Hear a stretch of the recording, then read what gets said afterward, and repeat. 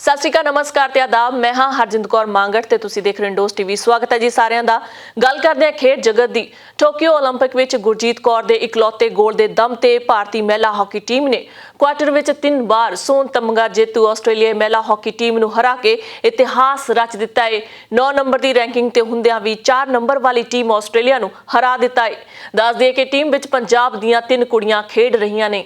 ਦੱਸ ਦਈਏ ਕਿ ਪਿੰਡ ਕਬਰਵਾਲਾ ਜ਼ਿਲ੍ਹਾ ਮੁਕਤਸਰ ਸਾਹਿਬ ਦੀ ਧੀ ਕਮਲਪ੍ਰੀਤ ਕੌਰ ਨੇ ਟੋਕੀਓ 올림픽ਸ ਵਿੱਚ ਭਾਰਤ ਦੇਸ਼ ਵੱਲੋਂ 64 ਮੀਟਰ ਤੋਂ ਵੱਧ ਡਿਸਕਸ ਥਰੋ ਨਾਲ ਫਾਈਨਲ 'ਚ ਜਗ੍ਹਾ ਬਣਾ ਕੇ ਸਭ ਨੂੰ ਮਾਣ ਬਖਸ਼ਿਆ ਹੈ। ਇਸ ਤੋਂ ਪਹਿਲਾਂ 65.2 ਮੀਟਰ ਦੀ ਰਿਕਾਰਡ ਤੋੜ ਡਿਸਕ ਸੁੱਟ ਕੇ ਭਾਰਤ 'ਚ ਤਹਿਲਕਾ ਮਚਾਉਣ ਵਾਲੀ ਕਮਲਪ੍ਰੀਤ ਕੌਰ ਹੁਣ 2 ਅਗਸਤ ਨੂੰ ਹੋਣ ਵਾਲੇ ਫਾਈਨਲ ਦੀ ਪੂਰੇ ਦੇਸ਼ ਦੁਨੀਆ ਨੂੰ ਉਡੀਕ ਹੈ।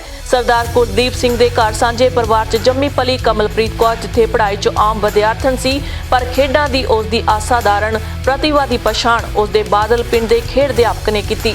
ਕੁਲਦੀਪ ਸਿੰਘ ਜੀ ਨੇ ਆਪਣੀ ਬੇਟੀ ਦੇ ਸੁਪਨਿਆਂ ਦਾ ਕਤਲ ਕਰਨ ਦੀ ਥਾਂ ਉਸ ਦੇ ਸੁਪਨਿਆਂ ਨੂੰ ਨਵੀਂ ਉਡਾਰੀ ਦਿੱਤੀ ਹੈ ਤੇ ਕਮਲਪ੍ਰੀਤ ਦੀ ਅਸਾਧਾਰਨ ਮਿਹਨਤ, ਸਿਰੜ ਤੇ ਹੌਸਲੇ ਦੀ ਬਦੌਲਤ ਅੱਜ 130 ਕਰੋੜ ਦੇਸ਼ ਵਾਸੀਆਂ ਤੇ ਪੂਰੀ ਦੁਨੀਆ ਦਾ ਧਿਆਨ ਖਿੱਚਿਆ ਹੈ।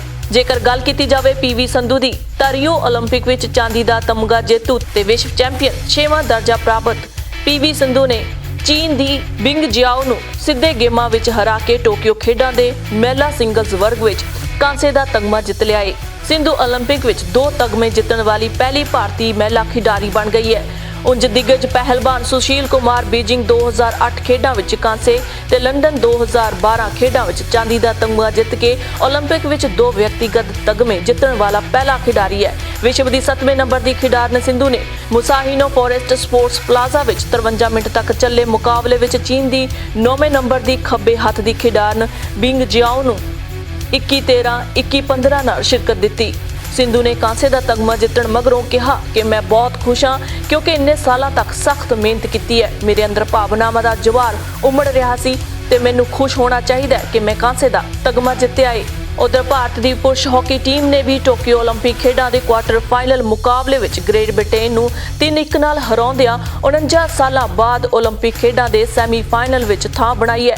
ਭਾਰਤ ਹੁਣ ਕੱਲ ਯਾਨੀ ਕਿ ਮੰਗਲਵਾਰ ਪਹਿਲੇ ਸੈਮੀਫਾਈਨਲ ਵਿੱਚ ਮੌਜੂਦਾ ਵਿਸ਼ਵ ਚੈਂਪੀਅਨ ਬੈਲਜੀਅਮ ਨਾਲ ਖੇਡੇਗਾ, ਜਦੋਂ ਕਿ ਦੂਜੇ ਸੈਮੀਫਾਈਨਲ ਵਿੱਚ ਆਸਟ੍ਰੇਲੀਆ ਦਾ ਮੁਕਾਬਲਾ ਜਰਮਨੀ ਨਾਲ ਹੋਵੇਗਾ। ਇਸ ਤੋਂ ਪਹਿਲਾਂ ਭਾਰਤ 1972 ਦੀਆਂ ਮਿਊਨਿਖ ਖੇਡਾਂ ਵਿੱਚ ਹਾਕੀ ਮੁਕਾਬਲਿਆਂ ਦੇ ਸੈਮੀਫਾਈਨਲ ਵਿੱਚ ਥਾਂ ਬਣਾਉਣ ਵਿੱਚ ਸਫਲ ਰਿਹਾ ਸੀ। ਹਾਲਾਂਕਿ 8 ਸਾਲਾਂ ਮਗਰੋਂ 1980 ਦੀਆਂ ਮਾਸਕੋ ਖੇਡਾਂ ਦੌਰਾਨ ਭਾਰਤ ਨੇ ਹਾਕੀ ਵਿੱਚ ਸੋਨ ਤਗਮਾ ਜਿੱਤਿਆ ਸੀ, ਪਰ ਉਦੋਂ ਮੁਕਾਬਲਿਆਂ ਵਿੱਚ ਸਿਰਫ 6 ਟੀਮਾਂ ਹੋਣ ਕਰਕੇ ਸੈਮੀਫਾਈਨਲ ਮੁਕਾਬਲੇ ਨਹੀਂ ਖੇਡੇ ਗਏ ਸਨ। ਰਾਉਂਡ ਰੋਬਿਨ ਆਧਾਰ ਤੇ ਸਿਖਰਲੀਆਂ 2 ਟੀਮਾਂ ਵਿਚਾਲੇ ਸੋਨ ਤਗਮੇ ਲਈ ਮੁਕਾਬਲੇ ਖੇਡੇ ਗਏ ਸਨ।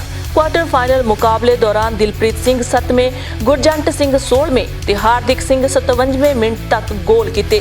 ਬ੍ਰਿਟੇਨ ਲਈ ਇੱਕੋ-ਇੱਕ ਗੋਲ ਸੈਮੂਅਲ ਇਆਨ ਵਾਰਡ ਨੇ ਖੇਡ ਦੇ ਤੀਜੇ ਕੁਆਟਰ ਵਿੱਚ ਐਨ ਆਖਰੀ ਪਲਾਂ ਵਿੱਚ ਕੀਤਾ। ਇਸ ਤੋਂ ਪਹਿਲਾਂ ਭਾਰਤ ਨੇ ਮੈਚ ਦੀ ਸ਼ੁਰੂਆਤ ਤੋਂ ਹੀ ਹਮਲਾਵਰ ਰਵੱਈਆ ਅਖਤਿਆਰ ਕੀਤਾ ਹੋਇਆ ਸੀ। ਖੇਡ ਜਗਤ ਦੀਆਂ ਨਵੀਆਂ ਅਪਡੇਟਸ ਦੇਖਣ ਲਈ ਦੇਖਦੇ ਰਹੋ ਇੰਡੋਜ਼ ਟੀਵੀ ਆਸਟ੍ਰੇਲੀਆ। ਧੰਨਵਾਦ।